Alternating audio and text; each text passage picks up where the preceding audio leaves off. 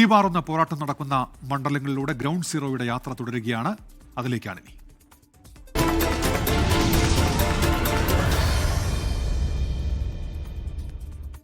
K M മാണിയുടെ പാലായിലാണ് ഇന്ന് ground zero. പാല തിരിച്ചുപിടിക്കുക എന്നത് കേരള കോൺഗ്രസ് എമ്മിന് അഭിമാന പ്രശ്നമാണ്. മണ്ഡലം നിലനിർത്താൻ ജോസ് കെ മാണിയുമായി നേർക്കുനേർ പോർമുഖം തുറന്നിരിക്കുകയാണ് മാണി സി കാപ്പൻ. ഷോൺ ജോർജ് കൂടി എത്തുന്നതോടെ ശക്തമായ ത്രികോണ മത്സരത്തിന് പാല വേദിയാകും.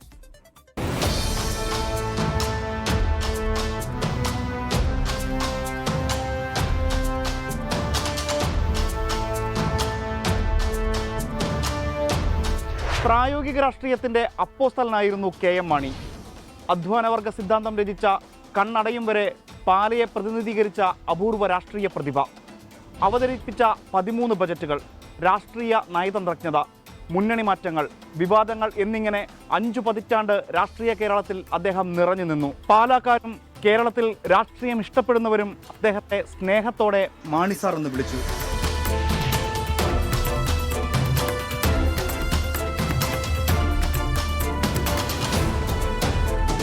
മാറ്റമില്ലാതിരുന്ന പാലയുടെ മനസ്സ് കെ എം മാണിയുടെ മരണത്തോടെ മാറി.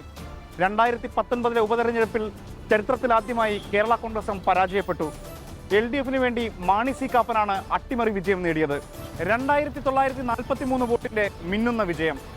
വൈകാതെ UDF വിട്ട് കേരള കോൺഗ്രസ് എം LDFിൽ ചേക്കേറി.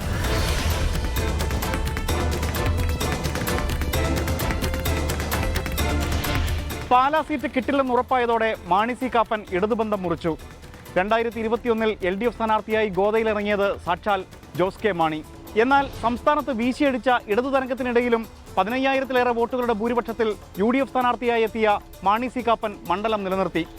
തൊട്ടു പിന്നാലെ നടന്ന ലോക്സഭാ തെരഞ്ഞെടുപ്പിലും കേരള കോൺഗ്രസ് എമ്മിന് കോട്ടയത്ത് അടിതെറ്റി.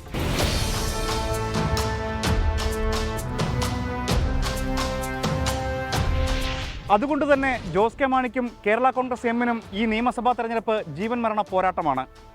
പാലായിലെ സ്ഥാനാർത്ഥിയെ മന്ത്രി റോഷി അഗസ്റ്റിൻ പരസ്യമായി പ്രഖ്യാപിച്ചും കഴിഞ്ഞു. പാർട്ടി തീരുമാനിക്കും, ജോസ് കെ മാണി മത്സരിക്കും. അതൊക്കെ പാർട്ടിയുടെ തീരുമാനത്തിൽ അവർ സമയത്ത് പുറപ്പെടുവിക്കുന്നത് മാത്രമേ ഉള്ളൂ. സജ്ജമായി രംഗത്ത് വരും, സജീവമായി നേരിടും. നല്ല വിജയം എല്ലാ മേഖലയിലും ഉണ്ടാവും. ജോസ് കെ മാണി മത്സരിച്ചില്ലെങ്കിൽ ഭാര്യ നിഷ ജോസ് സ്ഥാനാർത്ഥിയാകാനുള്ള സാധ്യതയും തള്ളിക്കളയാനാവില്ല. പാലാ നഗരസഭ നഷ്ടപ്പെട്ടെങ്കിലും തദ്ദേശ തെരഞ്ഞെടുപ്പിൽ മണ്ഡലത്തിൽ 1500-ലധികം വോട്ടിന്റെ ലീഡ് LDFിന് നേടാനായത് ആത്മവിശ്വാസം വർദ്ധിപ്പിക്കുന്നു. പാലായെ സംബന്ധിച്ചോളം പാല നമ്മുടെ സ്വന്തമാണ്. ബാക്കി കാര്യങ്ങൾ പാർട്ടി തീരുമാനിക്കും.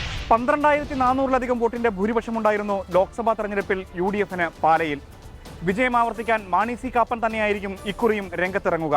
വിജയിച്ചാൽ UDF മന്ത്രിസഭയിൽ അംഗമാകുമെന്ന പ്രചരണമാണ് മണ്ഡലമെങ്ങും മാണി സി കാപ്പന്റെ കേരള ഡെമോക്രാറ്റിക് പാർട്ടി നടത്തുന്നത്.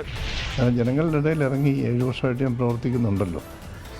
അപ്പോൾ ആ പ്രവർത്തനത്തിൽ ജനത്തിനെ സംബന്ധിച്ച് അവർ അപ്രീഷിയേറ്റ് ചെയ്യുന്നൊരു കാര്യം, ഈ പാലാ മുനിസിപ്പാലിറ്റിയിൽ 2 വാർഡിനുള്ളിൽ ഒതുക്കിയ വികസനത്തെ നാടാകെ വികസിക്കത്തക്ക രീതിയിൽ മാറ്റിയെടുത്തു എന്നുള്ളതാണ്.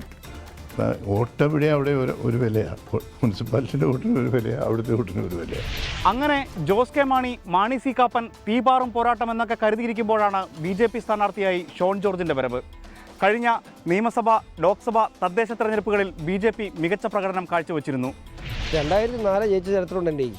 എപ്പോഴും സ്ഥാനാർത്ഥികളെ കൃത്യമായി നോക്കുകയും മുന്നണികളെ നോക്കുകയും പാർട്ടികളെ അതിൻ്റെ പ്രസക്തി കാലാനുസൃതമായി കാലഘട്ടത്തിനനുസരിച്ച് എന്താണ് നാടിന് ഗുണകരം എന്ന് വിലയിരുത്തി വോട്ട് ചെയ്യുന്നൊരു സമൂഹമാണ് പാലയിലുള്ളത്. അതുതന്നെയാണ് എൻ്റെ ഉറച്ച വിശ്വാസം.